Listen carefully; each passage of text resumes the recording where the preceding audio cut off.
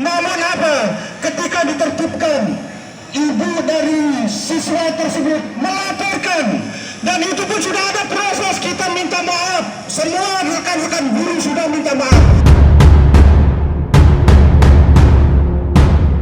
Sosok guru honorer bernama Akbar Sarona, 26 tahun di Kabupaten Sumbawa Barat, Nusa Tenggara Barat atau NTB viral di media sosial.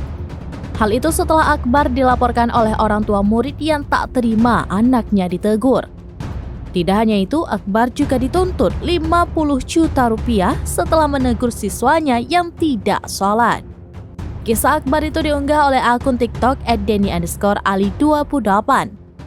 Dari penelusuran Tribunnews.com, video yang mengunggah kisah Akbar dituntut 50 juta rupiah karena menegur siswanya telah ditonton lebih dari 1,3 juta kali. Akun itu juga meminta dukungan dan doa agar rekan sesama guru tersebut mendapat keadilan.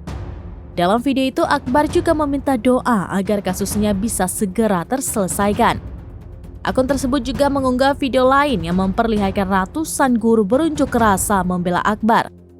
Diketahui Akbar merupakan guru pendidikan agama Islam di sebuah SMK negeri di Kabupaten Sumbawa Barat. Sebelumnya Akbar mendapat telepon dari kepala sekolah yang mengabarkan bahwa ayah seorang siswa datang ke sekolah melaporkan kejadian yang dialami oleh anaknya.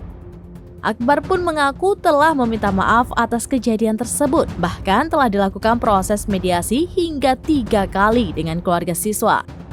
Akbar juga pergi ke rumah orang tua siswa tersebut untuk meminta maaf, tapi tak kunjung dimaafkan. Tak berhenti sampai di situ, Akbar meminta bantuan kepada pihak keluarga dan kerabat terdekat siswa untuk meminta maaf. Namun dia mengaku dimintai uang 50 juta rupiah agar proses damai bisa disetujui oleh orang tua siswa.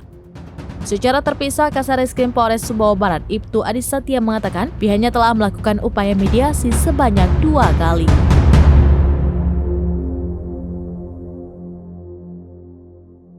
Download Tribun X sekarang, menghadirkan lokal menjadi Indonesia.